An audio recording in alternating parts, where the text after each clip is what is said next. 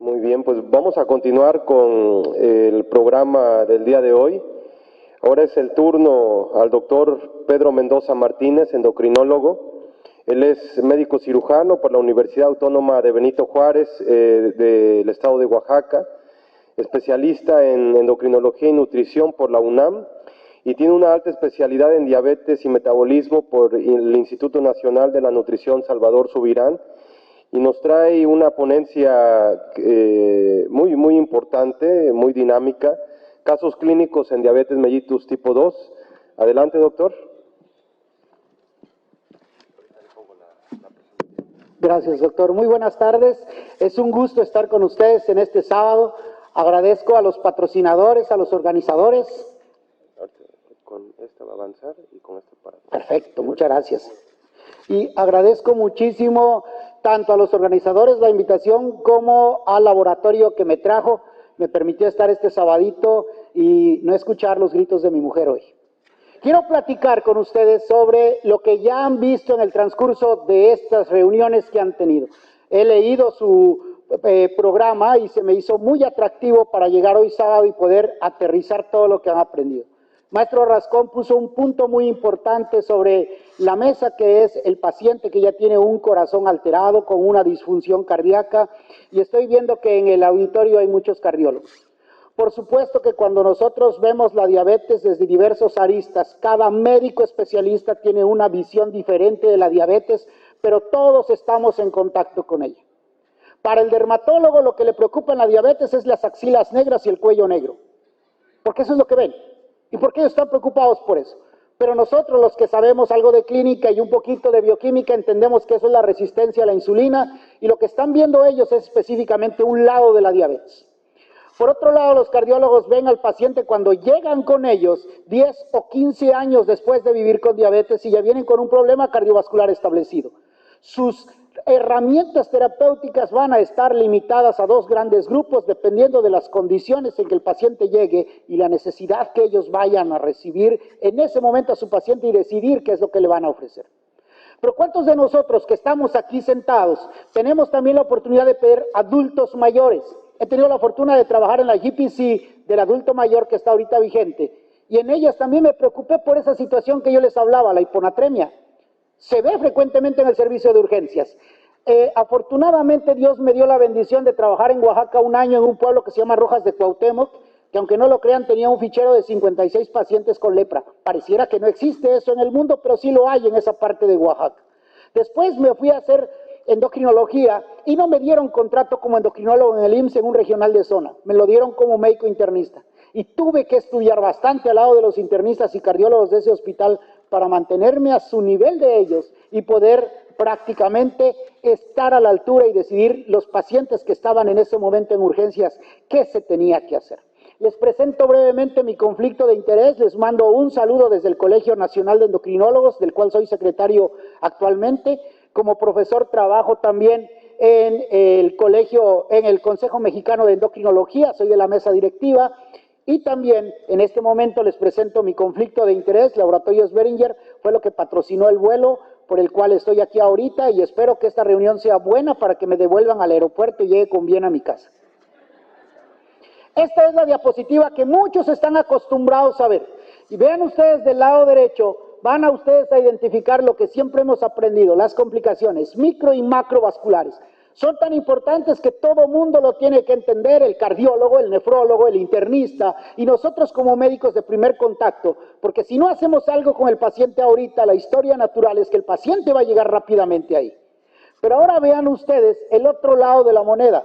Tenemos medicamentos muy buenos, muy capaces, hemos tenido medicamentos que durante muchos años están en el cuadro básico, están como vigentes todavía para el manejo de la diabetes, pero sabemos de que tiene muchos efectos secundarios o eventos adversos que pudieran afectar al paciente.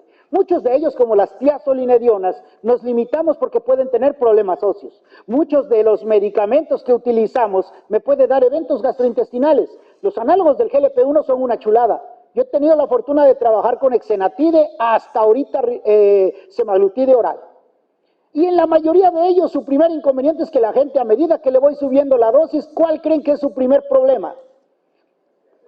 Diarreas y náuseas. La misma metformina lo causa. Entonces tenemos un gran problema porque son medicamentos muy buenos, pero cuando yo quiero dar un tratamiento que tenga realmente un buen impacto en eficacia y seguridad, voy a tener eventos adversos. Y hay de aquel que diga que no tiene pacientes con esas características, porque en México todos comemos grasa y chile como una parte importante y fundamental de la alimentación, aunque no coman tortilla y pan. O sea, siempre necesitamos un poquito de picante, y es ahí la bronca cuando empezamos a utilizar estos medicamentos. Ahora vean ustedes, cuando ya el paciente empieza a tener un deterioro en la función renal, por ahí escuché a un maestro nefrólogo, porque si no es nefrólogo, me di cuenta de que tiene esa visión, lo vi aguerrido contra el riñón. Cuando el paciente empieza a tener deterioro de su clase funcional, inmediatamente lo primero que tenemos que hacer es buscar medicamentos que no aumenten ese daño renal, que no sean más nefrotóxicos. Como pueden ver, hasta aquí tenemos entonces dos situaciones al momento de tomar decisiones. Lo que yo espero de eficacia para que reduzca esto, lo que no quiero que tenga mi paciente, y ahora observen ustedes la parte de abajo que también preocupa.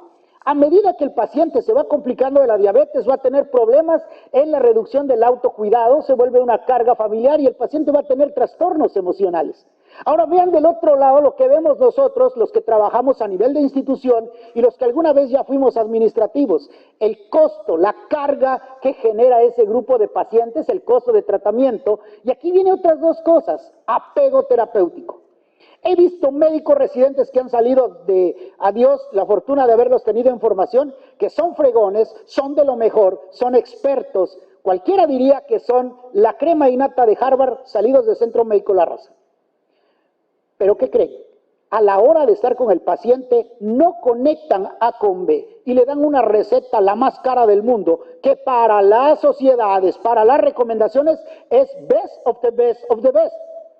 Pero ¿cuántos bolsillos alcanzan a pagar ese tratamiento? Es algo que uno también tiene ahora que sentarse a platicar con el paciente y decirle, yo te ofrezco esto. Tenemos dos grupos de médicos, el grupo de médicos que son paternalistas, en donde dicen, yo te lo estoy dando porque yo creo que es el mejor, y a ver cómo le haces. Y tenemos también el otro grupo de médicos que se sientan a platicar con el paciente y le dices, ¿cómo cuánto traes de lana para poder recomendarte un tratamiento? Porque tengo una opción A, opción B y opción C. Digo, si traes buena lana y te voy a dar algo con eficacia y seguridad, estamos hablando de que te voy a dar un tratamiento entre 2,500 y 3,000 varos. ¿Te alcanza mensualmente para eso? Porque si no, nada más no me sirve de nada que yo te dé las muestras médicas, que te las vas a acabar en este mes, y que para el otro mes que vengas a decirme qué pasó con la medicina, es que no me alcanzó, doctor. ¿Y cómo creen que sigue la hemoglobina glucosilada de ese paciente? ¿Mejoró? No. ¿Y entonces qué estoy haciendo? Inercia terapéutica. Eso es algo que también nosotros no vemos en el otro lado de la moneda. Preguntarle al paciente, ¿cómo de cuánto traes para poder darte un tratamiento? En este año, igual como lo hicieron en cardiología y en años anteriores, observen ustedes cómo el grupo de fármacos que hoy se ofrece a la terapia de diabetes están completamente enfocados a los 8 fenómenos fisiopatológicos que el doctor de Fronzo nos enseñó. Obviamente en la siguiente plática que van a tener van a hablar de microbiota, porque ya sabemos ahora que hay hasta 12 o 13 de las siguientes características o fenómenos fisiopatológicos que me van a causar un problema de diabetes.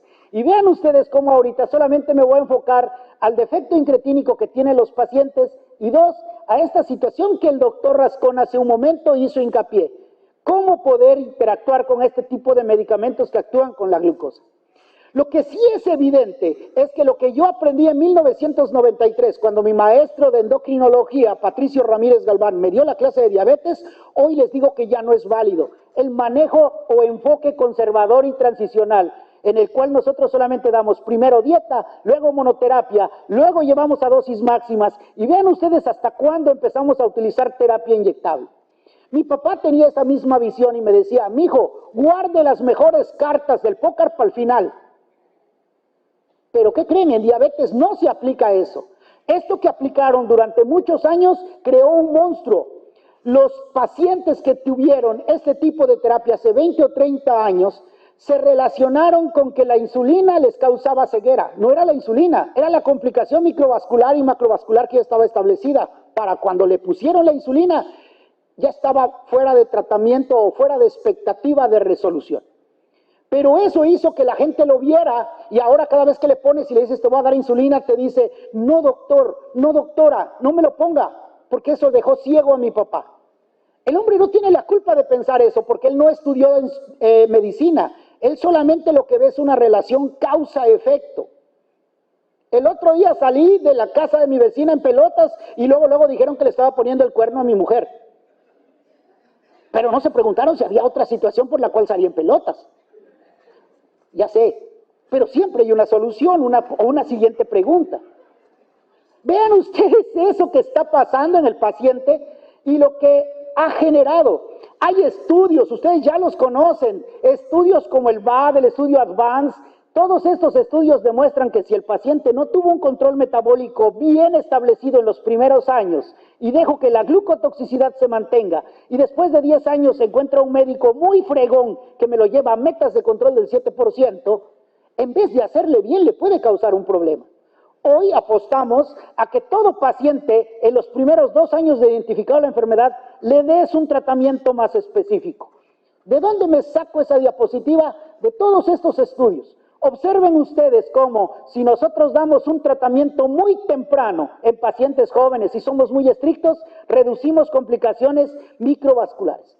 Pero también aprendimos al paso del tiempo que las complicaciones cardiovasculares no están directamente relacionadas con la glucosa. Juega un papel muy importante el control de la presión, el control de peso y el control de lípidos. De ahí que ahora insistimos en que la visión glucocéntrica no es la solución, es ver a un paciente en todo su entorno. Pero vean cuando nosotros vemos pacientes, y esto es lo que ven los doctores de cardiología, un paciente que ya llega después de 10 años todo complicado, que cuando le quieren dar el tratamiento de control glucémico, el paciente se complica y se muere quizás hasta más. Y eso es lo que siempre nos han dicho entonces. Lo que tenemos que hacer entonces para que no se presente eso es dar un tratamiento entre más temprano, mejor.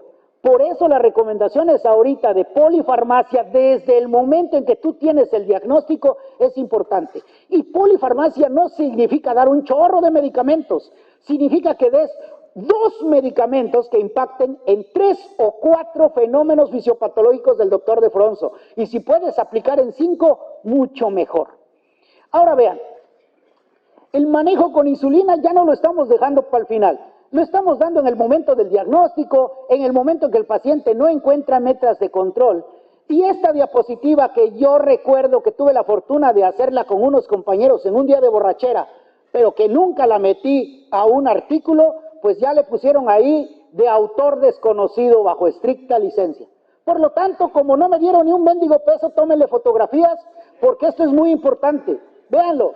Me acuerdo que yo les decía a mis compañeros, en ese tiempo todo estaba directamente relacionado con la función beta. Y decíamos nosotros así de fácil, si el problema es la función de la célula beta, en el mexicano el otro problema es la resistencia a la insulina. A medida que la resistencia a la insulina y la disfunción de la célula beta se va alterando, el que va a verse en problemas es la hemoglobina glicada. Y aquí no hay pierde. Si tu paciente llega a la consulta con un 9 o con un 10% de hemoglobina glicada, ¿cuál es el tratamiento que en tu cabeza debe de ser el pilar? ¡Fuerte! ¡Insulina! Sin miedo a dárselo. Oye, doctor, pero apenas apareció su problema. No importa. Lo que tú tienes que hacer es romper esa glucotoxicidad que le va a causar daño al paciente. Pero ahora vean ustedes cuando el paciente tiene resistencia a la insulina. Aunque digan muchos médicos que la metformina ya dejó de ser vigente por el costo-beneficio y accesibilidad que tiene en el mercado, sigo insistiendo que es la mejor para romper la resistencia a la insulina. Ahora vean ustedes cuando el paciente tiene obesidad como otro factor de riesgo. Tengo que hacer una intervención de algún fármaco que me controle la glucosa, que me controle la resistencia a la insulina y que también me ayude a bajar el 5 o 10% del peso corporal que cualquier indicación nacional o internacional me lo esté pidiendo. Momento y diagnóstico del paciente y su edad. Entre más joven sea el paciente, más estricto debes de ser. Entre más adulto mayor sea, sé más light. Un adulto mayor de 75 años, 80 años, que te llega con una glucosa de 130 en ayuno y 170, 180 postprandial. No seas tan exigente, chihuahuas. De verdad, los jóvenes algún día vamos a ser viejos y te vas a sentir con esa limitación. Llegaste a una vejez y no te puedes echar una concha. Pero no así en un joven. Acabo de recibir el informe de una chamacona de 40 años que tiene una hemoglobina glicada del 6.5% y le dije, necesito que me hagas una curva. Y a la hora, ¿cuánto creen que salió? 280. Tiene diabetes. No hay vuelta de hoja. Y se tiene que tratar de manera intensiva. Si nosotros recordamos, yo les decía, si hablo en función de la célula beta, también voy a entender que el páncreas, en los siguientes 10 años de vivir el paciente con diabetes, la historia natural de que un páncreas sea suficiente se va a volver insulino requiriente. Y en esos 10 años ya tengo que preocuparme por el riñón, como dijo el el nefrólogo, y también por ese corazón en el riesgo cardiovascular. Y todas esas son las reglas que tenemos que jugar cuando vamos a tomar la decisión de qué le vamos a ofrecer a un paciente que vive con diabetes. Entonces, quiero que vean que las guías también en cualquier área, no solamente en cardiología, también han evolucionado. Hoy, los endocrinólogos estamos comprendidos que tenemos que considerar no solamente la reducción de la glucosa y no ser solamente glucocéntricos. Tenemos que cuidar a los pacientes para mejorar el riesgo cardiovascular. Y eso es lo que hace ahora la diferencia en poder ofrecerle al paciente un tratamiento mucho más completo. La pregunta por la cual me centraron hoy a platicar con ustedes es saber si tenemos medicamentos que puedan tener vigencia para la reducción de todos estos riesgos, y entonces me preparé un caso clínico con ustedes. Pero la pregunta que les voy a hacer ahorita y que vamos a contestar al final de esta reunión es saber si los DPP todavía tienen la oportunidad de estar dentro de las guías de atención del paciente con diabetes. Y les presento a Miguel, de 47 años de edad. Brevemente, él es un paciente diabético hipertenso de 3 años de evolución, se le identificó antes del COVID. Eso es importante. Quiero que vean ahorita ya artículos cimentados, bien, pero bien identificados, el fenómeno fisiopatológico que causa la enfermedad del virus por SARS-CoV-2 y la inflamación del páncreas. Lo que ustedes están viendo y lo que yo veo en mi consulta de que el paciente que tuvo COVID hoy tiene hiperglucemia es una realidad. 2, estamos viendo muchas enfermedades autoinmunes que se están relacionadas con el SARS-CoV-2. Y en los siguientes años tengo el miedo, porque yo tuve 3 veces COVID, de la posibilidad de que esto vaya a impactar también en la aparición de nuevos casos de neoplasias. Todo esto que les cuento es porque este paciente, pues lógicamente lo atendí antes del COVID, tomaba metformina cada 12 horas, glibenclamida 5 miligramos cada 12 horas. Si bien es cierto que ustedes me dicen, esos ya no debe de haber, doctor, en el IMSS lo hay. Y en el IMSS lo hay porque todavía aparece la glibenclamida en el cuadro básico de medicamentos. Se lo estaban dando, el paciente fumaba, realizaba ejercicio 3 veces a la semana. Observen ustedes que el paciente llega con muchos síntomas: astenia, dinamia, pérdida de peso, visión borrosa, cansancio, fatiga. Muchas veces consideramos la fatiga crónica y desgraciadamente no tomamos en cuenta lo que nos dicen los cardiólogos, puede ser disnea. Pero vean ustedes que el paciente llega a la consulta y le observo todas estas características. No tiene tanta obesidad, 28.4, pero sí tiene algo de cintura, tiene algo de pancita la gente.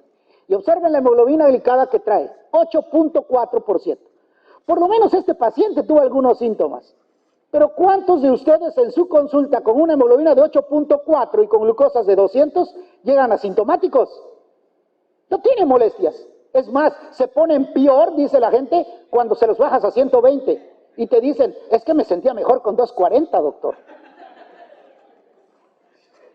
Vean ustedes, si hacemos rápidamente una revisión y hacemos el checklist de acuerdo a los paraclínicos que trae aquí el paciente a un lado, pues obviamente que no está controlado, la glucosa de ayuno anda en 2.25, la hemoglobina glicada en 8.9.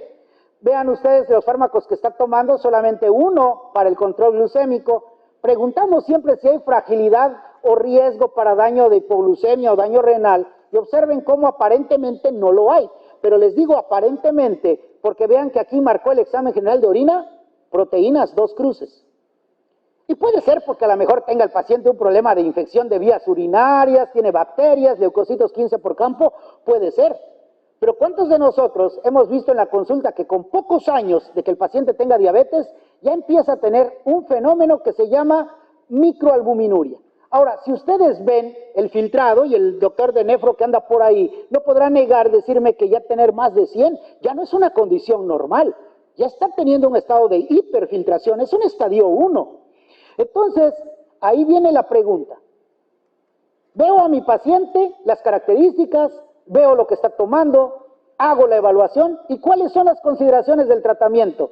Doctores, los escucho, aunque me robaron unos minutos, vamos a robarle otros minutos al siguiente para que podamos salir a tablas. Suéltense, ¿qué le ofrecerían al paciente? Tienen ahí la A, B, C, D y E.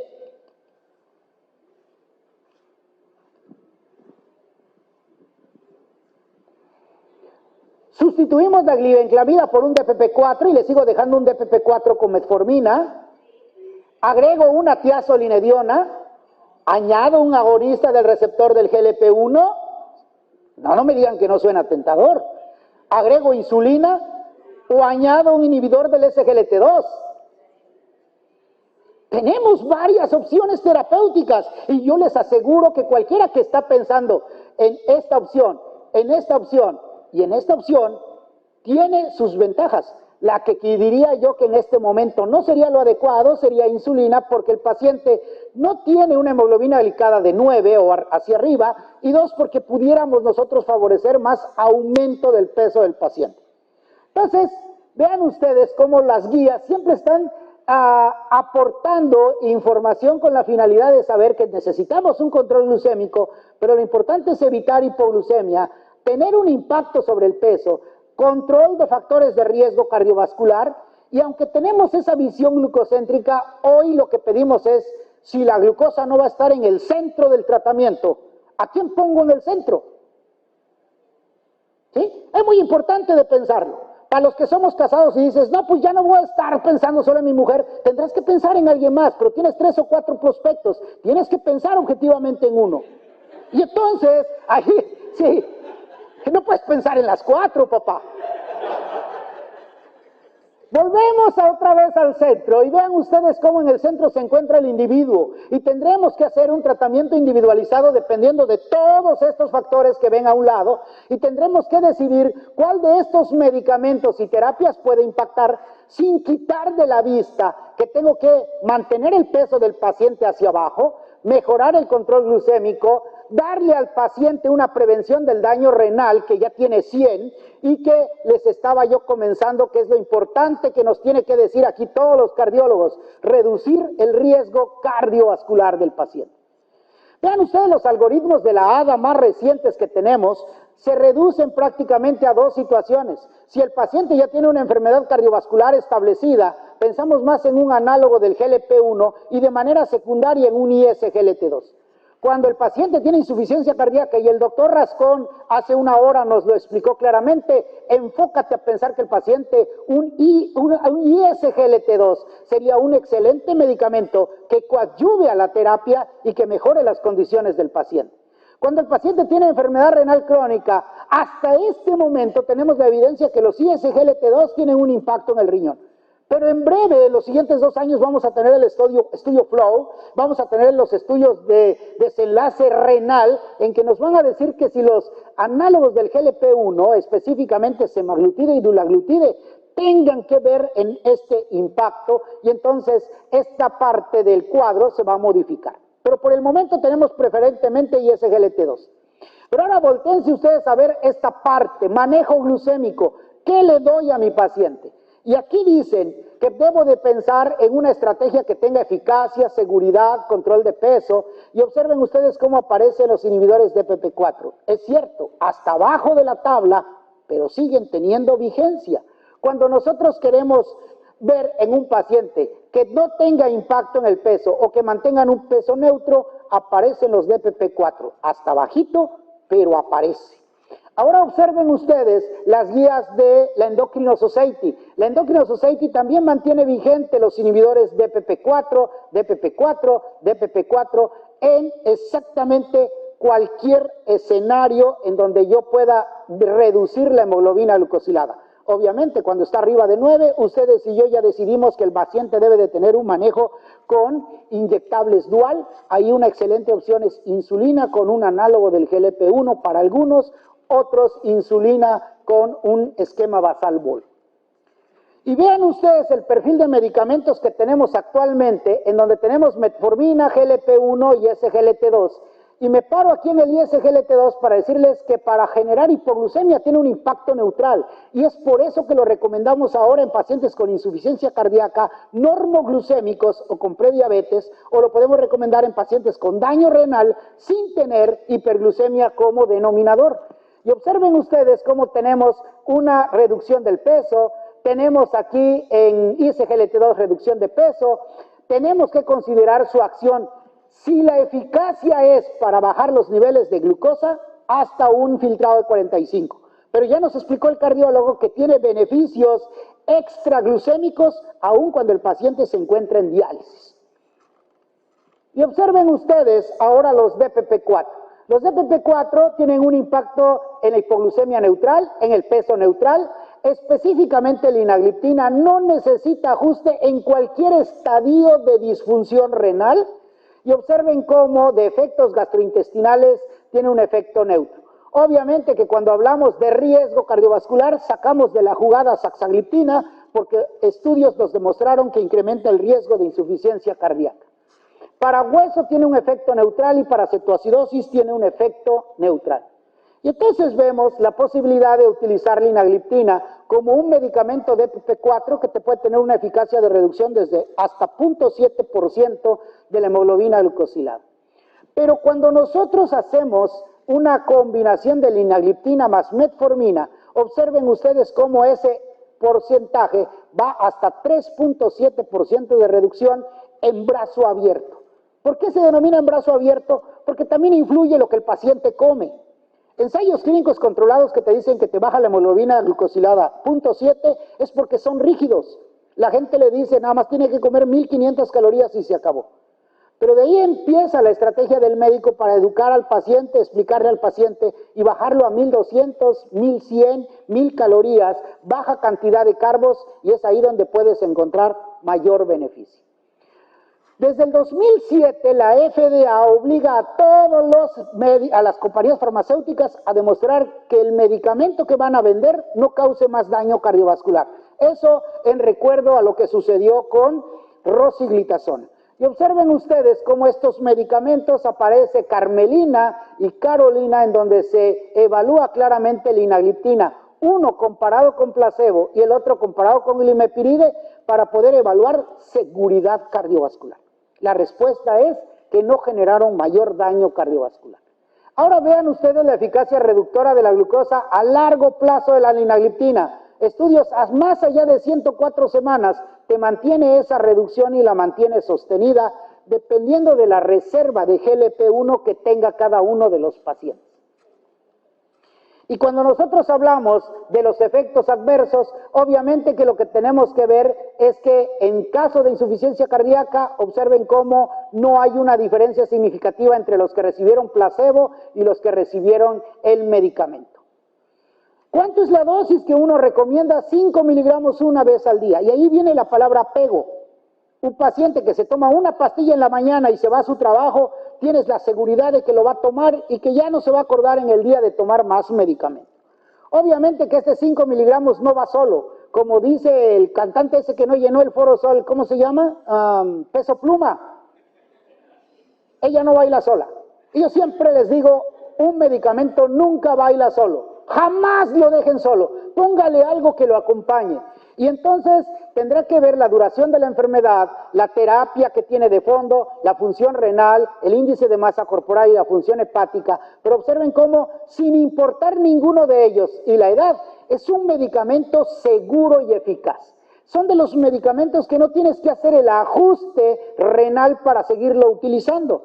Y por eso es que cuando yo presenté el caso clínico de Miguel, puedo dárselo en cualquier etapa de disfunción renal. Por ejemplo, aquí yo le dejé 2.5 miligramos de linagliptina 2 veces al día con metformina. Y este tratamiento lo puede tomar en cualquiera de estos estadios. Cuando el paciente empiece a reducir de 45 para abajo y que ustedes ya saben que la metformina tiene más eventos adversos, ¿qué es lo primero que hacemos?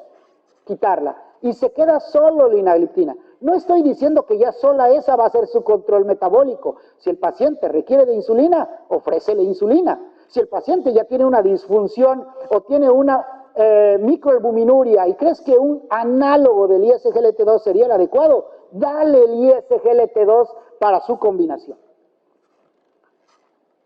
Entonces, llegamos al punto de ver a un paciente que en ese caso pudiera tener la oportunidad de utilizar ese medicamento.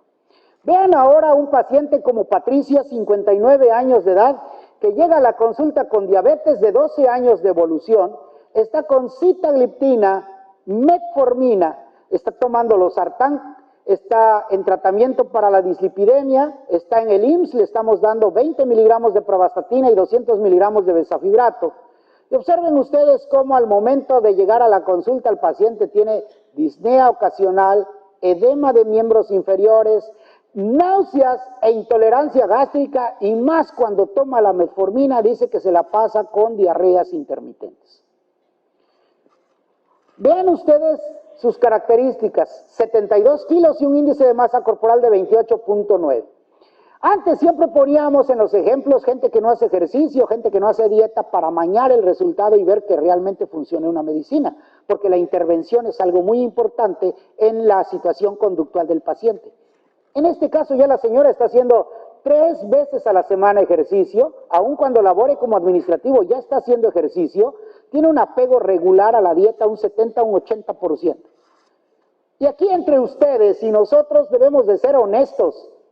¿Ustedes llevan un plan de alimentación muy estricto como para presionar a la gente?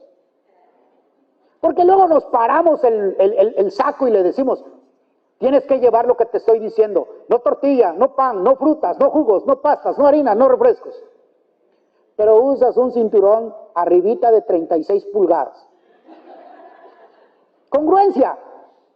Eso es lo que yo les digo entonces, que a veces tenemos con los pacientes, pero este paciente está teniendo ya un programa de alimentación, no baja de peso. Estoy viendo que tiene datos de acantosis, piernas con manchas ocre, disminución de los pulsos pedio, y vean los estudios de laboratorio, glucosa de 2.15, otra vez hemoglobina de 8.4, creatinina de 1.2, vean el filtrado, está en 70, y vean ustedes otra vez lo que nos regañan los cardiólogos. Le estoy dando pravastatina 20 miligramos y le está haciendo lo mismo que el viento a Juárez. Nada, sigue estando el paciente alterado y le pedí un electrocardiograma. A propósito, no tengo bronca con los cardiólogos de mi institución, pero cada vez que pido un eco en el institucional me la hacen de emoción para todo.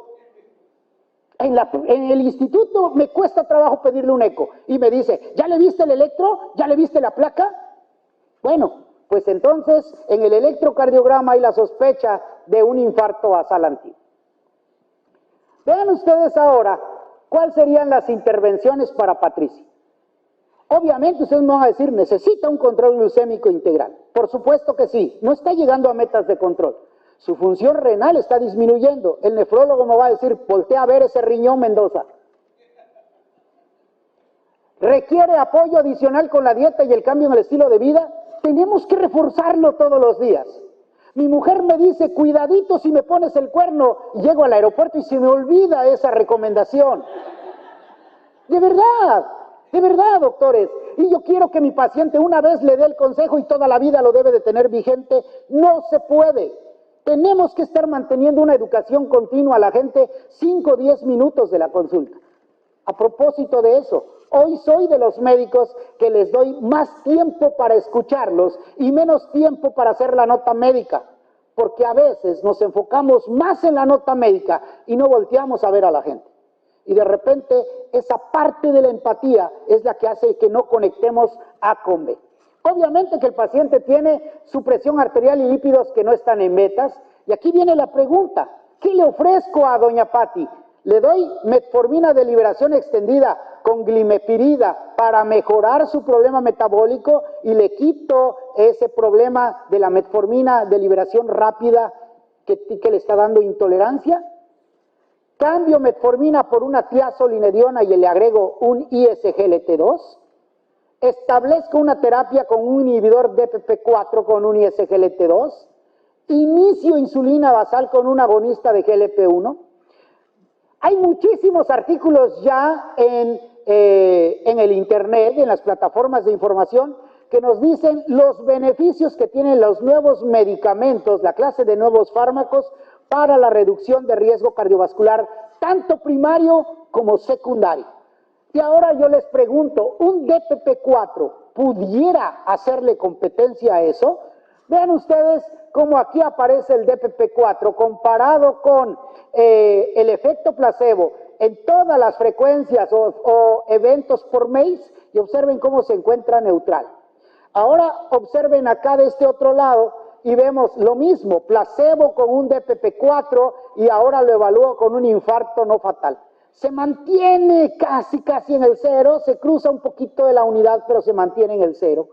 Y si vemos en el valor número C, que es el compararlo con la frecuencia de evento vascular no fatal, observen ustedes cómo se mantiene a la rayita de este lado, a la inversa de acá, pero se mantiene cerca de la unidad. Entonces, ¿qué pudiera yo ofrecerle a Patricia tras recibir una combinación de empaglifosina con linagliptina? Hoy lo que primero quiero decirles es de que la paciente no le puedo ofrecer metformina porque tiene un problema de intolerancia gástrica. Si le suelto glimepirida es un buen medicamento que me ayuda a reducir los niveles de hemoglobina glicada. Sobre todo va de la mano con la reserva pancreática que tuviera el paciente.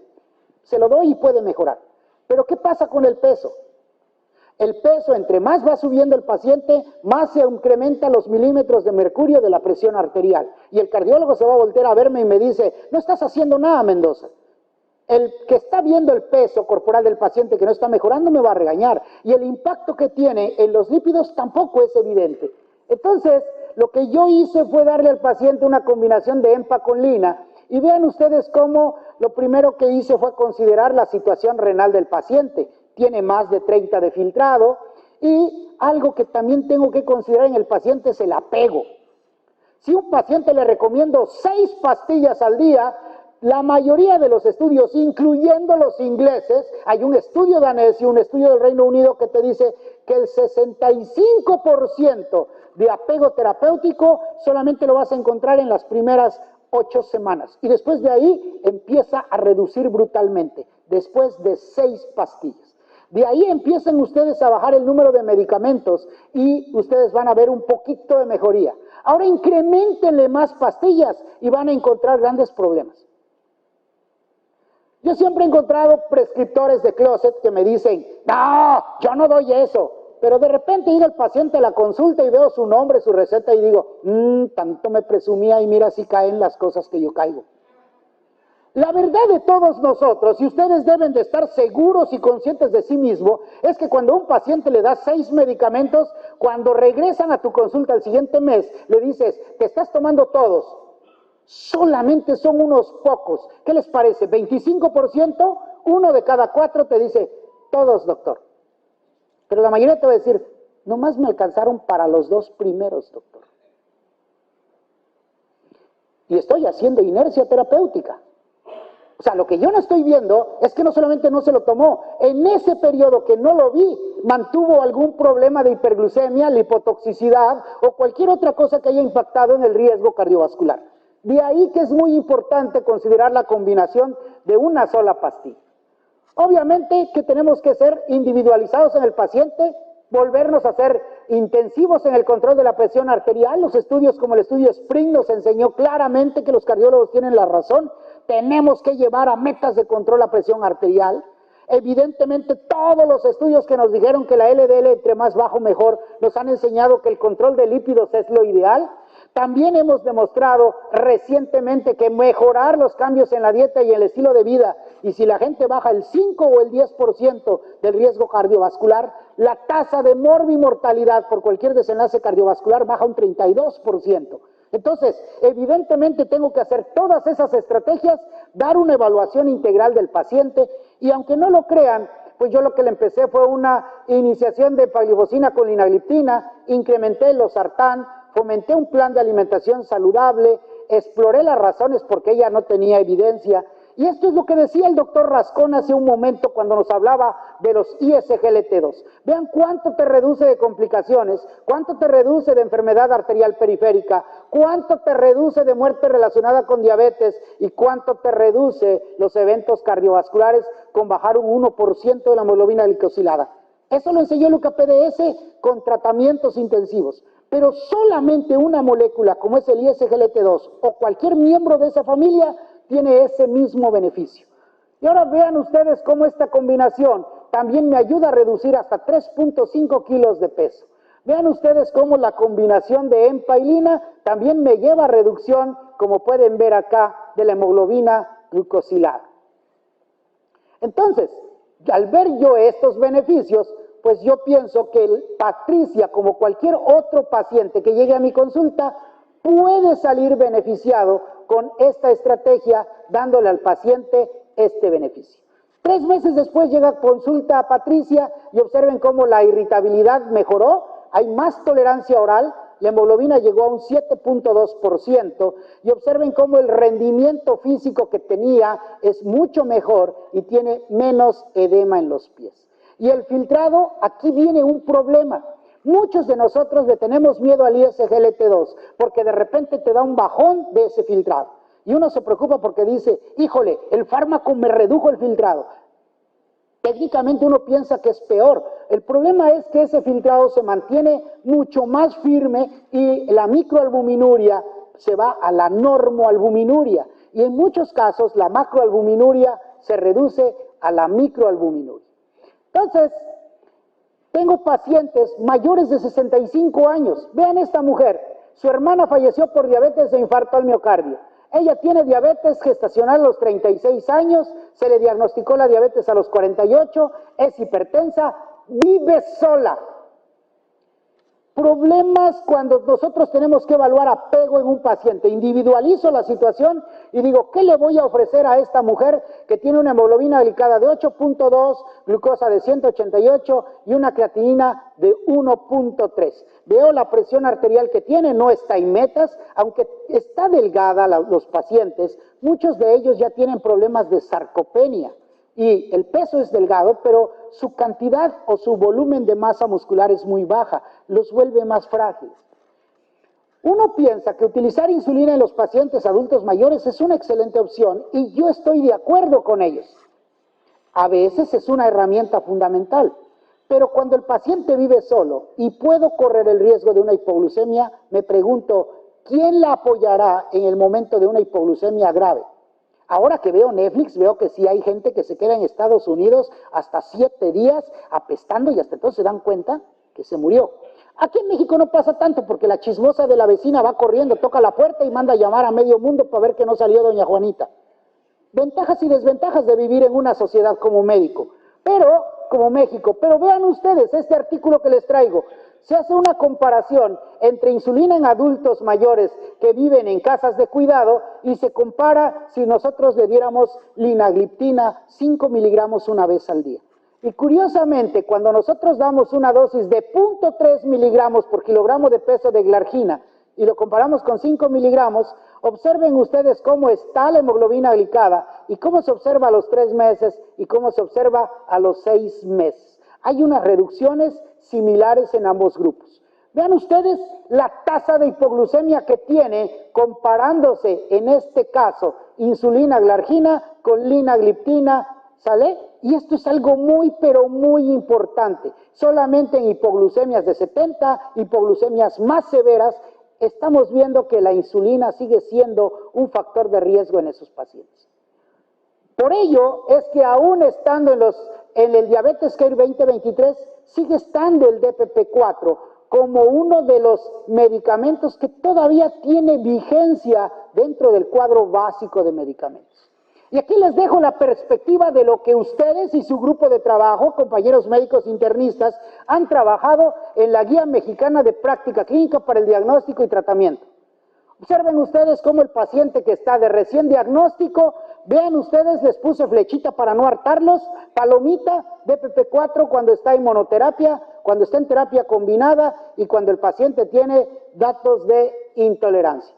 Vean cuando el paciente tiene enfermedad renal crónica y tienes que llevarlos a metas, vuelve a aparecer linagliptina como un medicamento DPP4 que yo les venía explicando, es un medicamento seguro que lo puedo utilizar en cualquier estadio de la disfunción renal del paciente. Y cuando yo quiero evaluar a mi paciente en cualquier estadio, me parece en cualquiera de ellos. Ahora vean, en enfermedad renal crónica sucede exactamente lo mismo. Si yo lo quiero ver en pacientes con enfermedad macrovascular, y eso ya lo dejo a consideración de ustedes si quieren echarle una discusión fuerte al que hizo la guía, porque él todavía considera que aparece el DPP4 y la sulfonilurea. Por eso dije, si ustedes tienen la oportunidad de echarle una carta al editor, vayamos preguntándole a los autores por qué todavía lo siguen manteniendo, considerando en la población mexicana. ¿Será por el costo? ¿Será porque todavía lo tenemos en las instituciones? Ya nos han demostrado estudios que no tienen beneficio cardiovascular. No sé por qué aparece.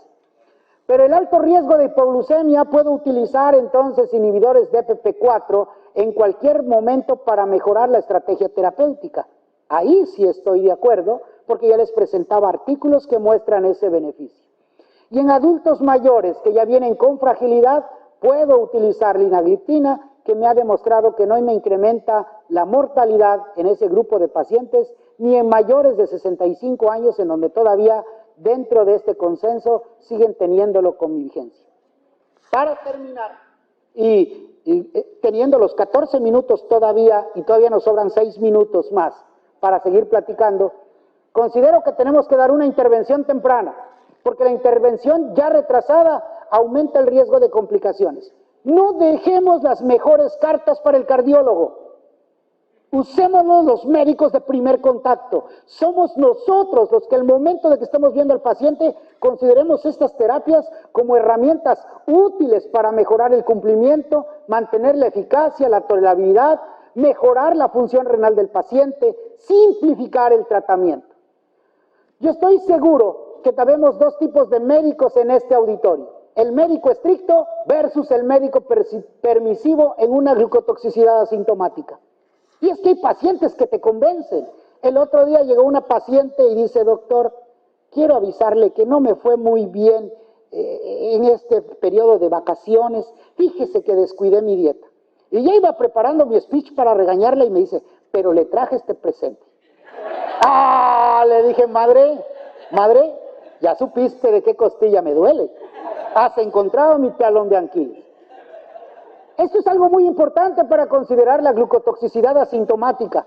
La gente lo considera exactamente eso. Ay, voy a convencer al doctor para que no me regañe. Voy a no comer tanto una noche antes para que mi glucosa salga en 122 con una hemoglobina glicasilada de 14. Lo hace la gente, porque él piensa que lo que nada más está cuidando es que no me regañen. Pero nosotros los médicos sabemos que esta glucotoxicidad asintomática es la que le va a causar un daño. También tenemos esta situación, el manejo médico insuficiente en el cual fomenta la progresión del riesgo cardiovascular. ¿Cuántos de nosotros vemos a la gente y le decimos, pues te voy a dar ahí una medicina que tengamos para que te puedas controlar el azúcar, porque a la mejor lo ven en escasos recursos, ¿no? Pero no le dieron la oportunidad a la gente de que él piense y que tú le expliques la necesidad de un tratamiento. He visto gente más humilde que me dice, doctor, si usted me dice que esa medicina es buena, yo a ver de dónde saco dinero para comprarlo. Es porque le llegó mi mensaje de que esa paciente no tiene que ver lo barato de la medicina, sino lo que tiene que ver es la eficacia a 10, 15 o 20 años. Pero también he visto gente que llega a mi consulta y me dice, ¿no tiene muestras médicas, doctor? ¿No tiene por ahí una medicina más barata? Es que me sale caro. Y el paciente viene con chofer en una camioneta mejor que la mía y su mujer tiene un bolso mejor marca que yo le he comprado a mi mujer.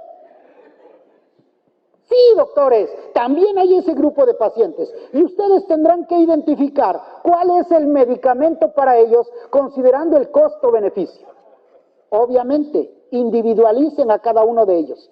No porque yo venga hoy patrocinado por Boehringer, voy a decir que es lo mejor, de lo mejor, de lo mejor. Sí, llévenme al aeropuerto, no sean gachos.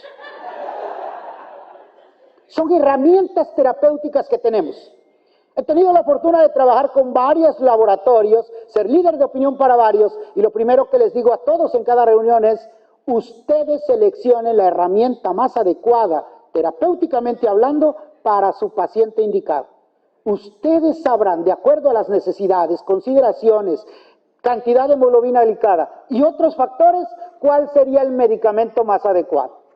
Pero no nos olvidemos de algo tan importante que es reducirle el riesgo cardiovascular, disminuir la nefrotoxicidad, mejorar las condiciones de ese binomio que es riñón-corazón, ojo, pie del paciente y por supuesto calidad de vida. Muchas gracias.